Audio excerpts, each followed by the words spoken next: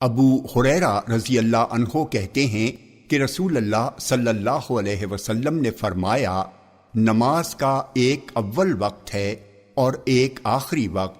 ظہر کا اول وقت وہ ہے جب سورج ڈھل جائے، اور اس کا آخری وقت وہ ہے جب عصر کا وقت شروع ہو جائے، اور عصر کا اول وقت وہ ہے جب عصر کا وقت ایک مثل سے شروع ہو جائے، اور آخری وقت وہ ہے جب سورج پیلا ہو جائے، اور مغرب کا اول وقت وہ ہے جب سورج ڈوب جائے، اور آخری وقت وہ ہے جب شفق غائب ہو جائے، اور عشاء کا اول وقت وہ ہے جب شفق غائب ہو جائے، اور اس کا آخر وقت وہ ہے جب آدھی رات ہو جائے، اور فجر کا اول وقت وہ ہے جب فجر صادق طلوع ہو جائے، اور آخری وقت وہ ہے جب سورج نکل جائے۔ جامع ترمذی حدیث نمبر 151۔ یہ حدیث صحیح ہے۔ بریدہ رضی اللہ عنہ کہتے ہیں کہ نبی اکرم صلی اللہ علیہ وسلم کے پاس ایک شخص آیا، اس نے آپ سے اوقات نماز کے بارے میں پوچھا تو آپ نے فرمایا، تم ہمارے ساتھ قیام کرو، تمہیں نماز کے اوقات معلوم ہو جائیں گے انشاءاللہ۔ پھر آپ نے بلال کو حکم دیا تو انہوں نے اقامت کہی۔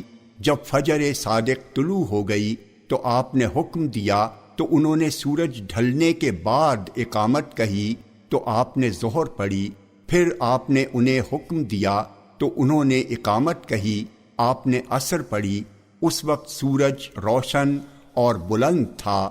پھر جب سورج ڈوب گیا تو آپ نے انہیں مغرب کا حکم دیا۔ پھر جب شفق غائب ہو گئی تو آپ نے انہیں عشاء کا حکم دیا تو انہوں نے اقامت کہی۔ پھر دوسرے دن انہیں حکم دیا تو انہوں نے فجر کو خوب اجالا کر کے پڑھا۔ پھر آپ نے انہیں ظہر کا حکم دیا تو انہوں نے ٹھنڈا کیا اور خوب ٹھنڈا کیا۔ پھر آپ نے انہیں عصر کا حکم دیا اور انہوں نے اقامت کہی تو اس وقت سورج اس کے آخر وقت میں اس سے زیادہ تھا جتنا پہلے دن تھا، یعنی دوسرے دن عصر میں تاخیر ہوئی۔ پھر آپ نے انہیں مغرب میں دیر کرنے کا حکم دیا تو انہوں نے مغرب کو شفق کے ڈوبنے سے کچھ پہلے تک مؤخر کیا۔ پھر آپ نے انہیں عشاء کا حکم دیا تو انہوں نے جب تہائی رات ختم ہو گئی تو اقامت کہی۔ پھر آپ نے فرمایا، نماز کے اوقات کے بارے میں پوچھنے والا کہاں ہے؟ تو اس آدمی نے عرض کیا، میں ہوں۔ آپ نے فرمایا، نماز کے اوقات انہی دونوں کے بیچ میں ہیں۔ جامع ترمذی حدیث نمبر 152۔ یہ حدیث صحیح ہے۔ ام المومنین عائشہ رضی اللہ عنہا کہتی ہیں کہ رسول اللہ صلی اللہ علیہ وسلم جب فجر پڑھا لیتے تو پھر عورتیں چادروں میں لپٹی ہوئی لوٹتیں، وہ اندھیرے کی وجہ سے پہچانی نہیں جاتی تھیں۔ جامع ترمذی حدیث نمبر 153۔ یہ حدیث صحیح ہے۔ رافع بن خدیج رضی اللہ عنہ کہتے ہیں کہ میں نے رسول اللہ صلی اللہ علیہ وسلم کو فرماتے سنا، فجر خوب اجالا کر کے پڑھو کیونکہ اس میں زیادہ ثواب ہے۔ جامع ترمذی حدیث نمبر 154۔ یہ حدیث صحیح ہے۔ انس بن مالک رضی اللہ عنہ سے روایت ہے کہ رسول اللہ صلی اللہ علیہ وسلم نے نماز ظہر اس وقت پڑھی جس وقت سورج ڈھل گیا۔ جامع ترمذی حدیث نمبر 156۔ یہ حدیث صحیح ہے۔ ابو ہریرہ رضی اللہ عنہ کہتے ہیں کہ رسول اللہ صلی اللہ علیہ وسلم نے فرمایا، جب گرمی سخت ہو تو نماز ٹھنڈا ہونے پر پڑھو کیونکہ گرمی کی تیزی جہنم کی بھاپ سے ہے۔ جامع ترمذی حدیث نمبر 157۔ یہ حدیث صحیح ہے۔ ابو ذر رضی اللہ عنہ سے روایت ہے کہ رسول اللہ صلی اللہ علیہ وسلم ایک سفر میں تھے، ساتھ میں بلال رضی اللہ عنہ بھی تھے۔ بلال رضی اللہ عنہ نے اقامت کہنے کا ارادہ کیا تو آپ نے فرمایا، ٹھنڈا ہو جانے دو۔ انہوں نے پھر اقامت کہنے کا ارادہ کیا تو رسول اللہ صلی اللہ علیہ وسلم نے پھر فرمایا ظہر کو ٹھنڈا کر کے پڑھ۔ وہ کہتے ہیں ظہر تاخیر سے پڑھی گئی یہاں تک کہ ہم نے ٹیلوں کا سایہ دیکھ لیا، تب انہوں نے اقامت کہی، پھر آپ نے نماز پڑھی، پھر فرمایا گرمی کی تیزی جہنم کی بھاپ سے ہے، لہذا نماز ٹھنڈے میں پڑھا کرو۔ جامع ترمذی حدیث نمبر 158۔ یہ حدیث صحیح ہے۔ ام المومنین عائشہ رضی اللہ عنہا کہتی ہیں کہ رسول اللہ صلی اللہ علیہ وسلم نے عصر پڑھی اس حال میں کہ دھوپ ان کے کمرے میں تھی، ان کے کمرے کے اندر کا سایہ پورب والی دیوار پر نہیں چڑھا تھا۔ جامع ترمذی حدیث نمبر 159۔ یہ حدیث صحیح ہے۔ علاء بن عبد الرحمن سے روایت ہے کہ وہ بصرہ میں جس وقت ظہر پڑھ کر لوٹے تو وہ انس بن مالک رضی اللہ عنہ کے پاس ان کے گھر آئے۔ ان کا گھر مسجد کے بغل ہی میں تھا۔ انس بن مالک نے کہا اٹھو چلو عصر پڑھو، تو ہم نے اٹھ کر نماز پڑھی۔ جب پڑھ چکے تو انہوں نے کہا میں نے رسول اللہ صلی اللہ علیہ وسلم کو فرماتے سنا ہے یہ منافق کی نماز ہے کہ بیٹھا سورج کو دیکھتا رہے یہاں تک کہ جب وہ شیطان کی دونوں سینگوں کے درمیان آ جائے تو اٹھے اور 4 ٹھونگے مار لے اور ان میں اللہ کو تھوڑا ہی یاد کرے۔ جامع ترمذی حدیث نمبر 160۔ یہ حدیث صحیح ہے۔ ام سلمہ رضی اللہ عنہا کہتی ہیں کہ رسول اللہ صلی اللہ علیہ وسلم ظہر میں تم لوگوں سے زیادہ جلدی کرتے تھے اور تم لوگ عصر میں رسول اللہ صلی اللہ علیہ وسلم سے زیادہ جلدی کرتے ہو۔ جامع ترمذی حدیث نمبر 161۔ یہ حدیث صحیح ہے۔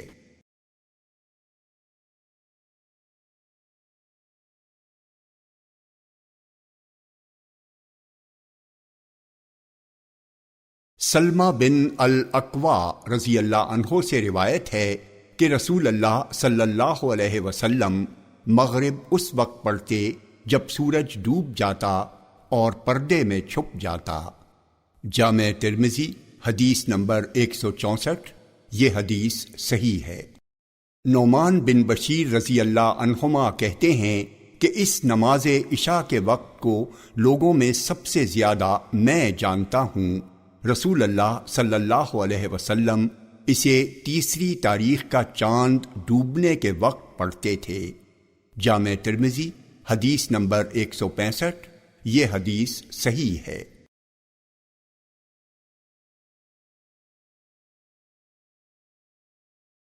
ابو ہریرہ رضی اللہ عنہ کہتے ہیں کہ نبی اکرم صلی اللہ علیہ وسلم نے فرمایا اگر میں اپنی امت پر دشوار نہ سمجھتا تو میں عشاء کو تہائی رات یا آدھی رات تک دیر کر کے پڑھنے کا حکم دیتا۔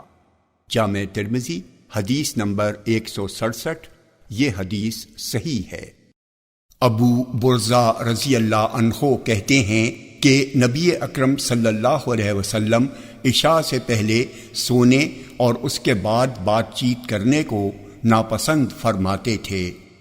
جامع ترمذی حدیث نمبر 168۔ یہ حدیث صحیح ہے۔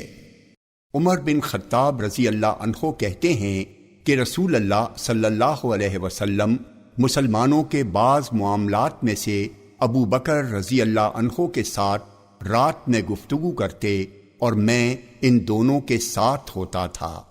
جامع ترمذی حدیث نمبر 169۔ یہ حدیث صحیح ہے۔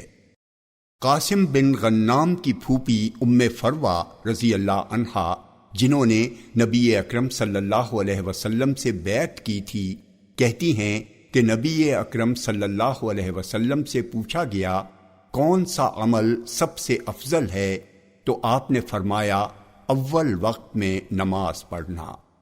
جامع ترمذی حدیث نمبر 170۔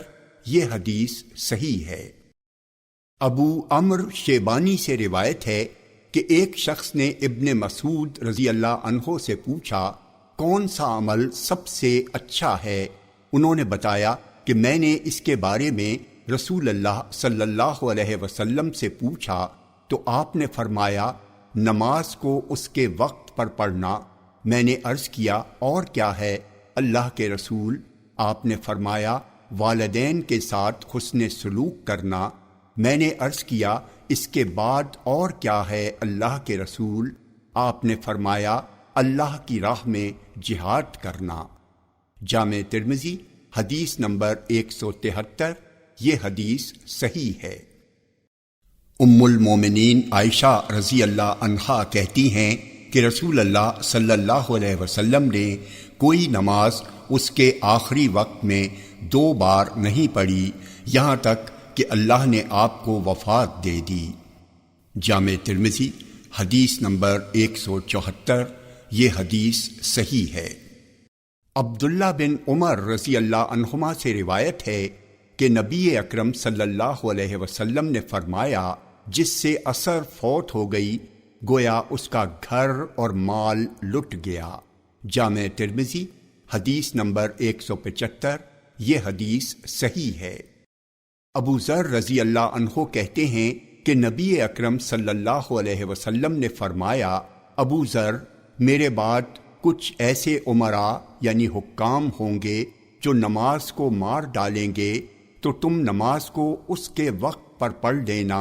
نماز اپنے وقت پر پڑھ لی گئی تو امامت والی نماز تمہارے لیے نفل ہوگی ورنہ تم نے اپنی نماز محفوظ کر ہی لی ہے۔ جامع ترمذی حدیث نمبر 176۔ یہ حدیث صحیح ہے۔ ابو قتادہ رضی اللہ عنہ سے روایت ہے کہ لوگوں نے نبی اکرم صلی اللہ علیہ وسلم سے نماز سے اپنے سو جانے کا ذکر کیا تو آپ نے فرمایا سو جانے میں قصور اور کمی نہیں، قصور اور کمی تو جاگنے میں ہے کہ جاگتا رہے اور نہ پڑھے، لہذا تم میں سے کوئی جب نماز بھول جائے یا نماز سے سو جائے تو جب اسے یاد آئے پڑھ لے۔ جامع ترمذی حدیث نمبر 177۔ یہ حدیث صحیح ہے۔ انس بن مالک رضی اللہ عنہ کہتے ہیں کہ رسول اللہ صلی اللہ علیہ وسلم نے فرمایا جو شخص نماز بھول جائے تو چاہیے کہ جب یاد آئے پڑھ لے۔ جامع ترمذی حدیث نمبر 178۔ یہ حدیث صحیح ہے۔ ابو عبیدہ بن عبداللہ بن مسعود سے روایت ہے کہ عبداللہ بن مسعود رضی اللہ عنہ نے کہا مشرکین نے رسول اللہ صلی اللہ علیہ وسلم کو خندق کے دن 4 نمازوں سے روک دیا یہاں تک کہ رات جتنی اللہ نے چاہی گزر گئی۔ پھر آپ نے بلال کو حکم دیا تو انہوں نے اذان کہی، پھر اقامت کہی تو آپ صلی اللہ علیہ وسلم نے ظہر پڑھی، پھر بلال رضی اللہ عنہ نے اقامت کہی تو آپ نے عصر پڑھی، پھر بلال رضی اللہ عنہ نے اقامت کہی تو آپ نے مغرب پڑھی، پھر انہوں نے اقامت کہی تو آپ صلی اللہ علیہ وسلم نے عشاء پڑھی۔ جامع ترمذی حدیث نمبر 179۔ یہ حدیث حسن ہے۔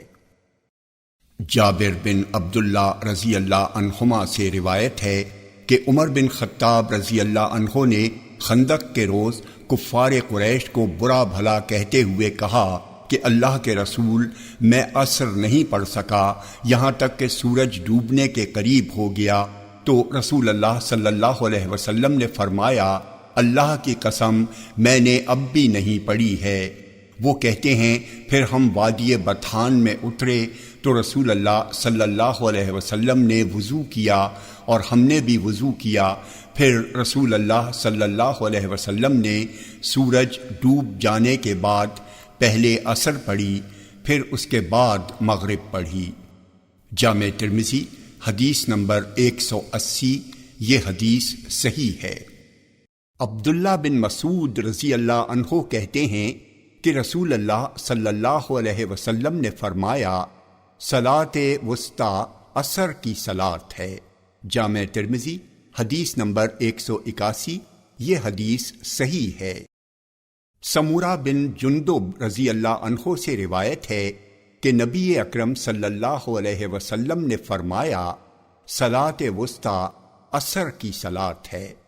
جامع ترمذی حدیث نمبر 182۔ یہ حدیث صحیح ہے۔ عبداللہ بن عباس رضی اللہ عنہما کہتے ہیں کہ میں نے صحابہ کرام رضی اللہ عنہم میں سے کئی لوگوں سے، جن میں عمر بن خطاب بھی ہیں اور وہ مجھے سب سے زیادہ محبوب ہیں، سنا کہ رسول اللہ صلی اللہ علیہ وسلم نے فجر کے بعد جب تک کہ سورج نکل نہ آئے اور عصر کے بعد جب تک کہ ڈوب نہ جائے نماز پڑھنے سے منع فرمایا ہے۔ جامع ترمذی حدیث نمبر 183۔ یہ حدیث صحیح ہے۔ عبداللہ بن مغفل رضی اللہ عنہ سے روایت ہے کہ نبی اکرم صلی اللہ علیہ وسلم نے فرمایا، جو نفلی نماز پڑھنا چاہے اس کے لیے ہر 2 اذان کے درمیان نماز ہے۔ جامع ترمذی حدیث نمبر 185۔ یہ حدیث صحیح ہے۔ ابو ہریرہ رضی اللہ عنہ سے روایت ہے کہ نبی اکرم صلی اللہ علیہ وسلم نے فرمایا، جس نے سورج نکلنے سے پہلے فجر کی 1 رکعت پا لی تو اس نے فجر پا لی، اور جس نے سورج ڈوبنے سے پہلے عصر کی 1 رکعت پا لی تو اس نے عصر پا لی۔ جامع ترمذی حدیث نمبر 186۔ یہ حدیث صحیح ہے۔ عبداللہ بن عباس رضی اللہ عنہما کہتے ہیں کہ رسول اللہ صلی اللہ علیہ وسلم نے بغیر خوف اور بارش کے مدینے میں ظہر اور عصر کو ایک ساتھ اور مغرب اور عشاء کو ایک ساتھ جمع کیا۔ ابن عباس رضی اللہ عنہما سے پوچھا گیا کہ نبی اکرم صلی اللہ علیہ وسلم کی اس سے کیا منشا تھی؟ کہا، آپ صلی اللہ علیہ وسلم کی منشا یہ تھی کہ آپ اپنی امت کو کسی پریشانی میں نہ ڈالیں۔ جامع ترمذی حدیث نمبر 187۔ یہ حدیث صحیح ہے۔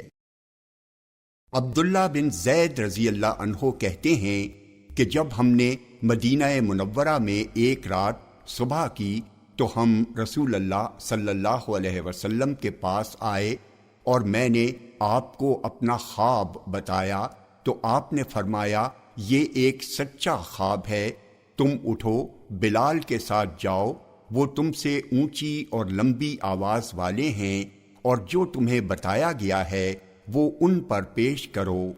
وہ اسے زور سے پکار کر کہیں۔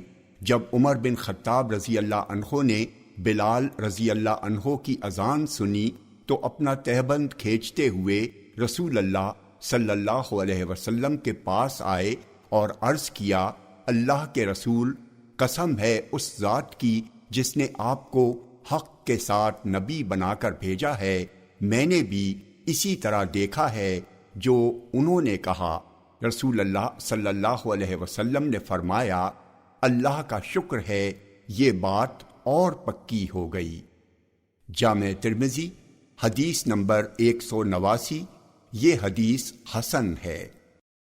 عبداللہ بن عمر رضی اللہ عنہما کہتے ہیں کہ جس وقت مسلمان مدینہ آئے تو وہ اکٹھے ہو کر اوقات نماز کا اندازہ لگاتے تھے، کوئی نماز کے لیے پکار نہ لگاتا تھا۔ ایک دن ان لوگوں نے اس سلسلے میں گفتگو کی، چنانچہ ان میں سے بعض لوگوں نے کہا، نصارہ کے ناقوس کی طرح کوئی ناقوس بنا لو۔ بعض نے کہا، تم یہودیوں کے قرن کی طرح کوئی قرن یعنی کسی جانور کا سینگ بنا لو۔ ابن عمر رضی اللہ عنہما کہتے ہیں، اس پر عمر بن خطاب رضی اللہ عنہ نے کہا، کیا تم کوئی آدمی نہیں بھیج سکتے جو نماز کے لیے پکارے؟ تو رسول اللہ صلی اللہ علیہ وسلم نے فرمایا، بلال اٹھو جاؤ نماز کے لیے پکارو۔ جامع ترمذی حدیث نمبر 190۔ یہ حدیث صحیح ہے۔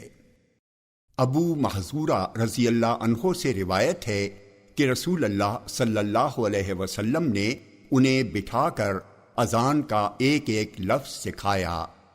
ابراہیم بن عبد العزیز بن عبد الملک بن ابی محذورہ کہتے ہیں اس طرح جیسے ہماری اذان ہے۔ بشر کہتے ہیں تو میں نے ان سے یعنی ابراہیم سے کہا اسے مجھ پر دہرائیے، تو انہوں نے ترجیح کے ساتھ اذان کا ذکر کیا۔ جامع ترمذی حدیث نمبر 191، یہ حدیث صحیح ہے۔ ابو محذورہ رضی اللہ عنہ سے روایت ہے کہ نبی اکرم صلی اللہ علیہ وسلم نے انہیں اذان کے 19 کلمات اور اقامت کے 17 کلمات سکھائے۔ جامع ترمذی حدیث نمبر 192، یہ حدیث صحیح ہے۔ انس بن مالک رضی اللہ عنہ کہتے ہیں کہ بلال رضی اللہ عنہ کو حکم دیا گیا تھا کہ وہ اذان دوہری اور اقامت اکہری کہیں۔ جامع ترمذی حدیث نمبر 193، یہ حدیث صحیح ہے۔ ابو جحیفہ وہب بن عبداللہ رضی اللہ عنہ کہتے ہیں کہ میں نے بلال کو اذان دیتے دیکھا، وہ گھوم رہے تھے، اپنا چہرہ ادھر اور ادھر پھیر رہے تھے اور ان کی انگلیاں ان کے دونوں کانوں میں تھیں۔ رسول اللہ صلی اللہ علیہ وسلم اپنے سرخ خیمے میں تھے، وہ چمڑے کا تھا۔ بلال آپ کے سامنے سے نیزہ لے کر نکلے اور اسے برتھا میدان میں گاڑ دیا۔ پھر رسول اللہ صلی اللہ علیہ وسلم نے اس کی طرف منہ کر کے نماز پڑھائی۔ اس نیزے کے آگے سے کتے اور گدھے گزر رہے تھے۔ آپ ایک سرخ چادر پہنے ہوئے تھے، میں گویا آپ کی پنڈلیوں کی سفیدی دیکھ رہا ہوں۔ سفیان کہتے ہیں ہمارا خیال ہے وہ چادر یمنی تھی۔ جامع ترمذی حدیث نمبر 197، یہ حدیث صحیح ہے۔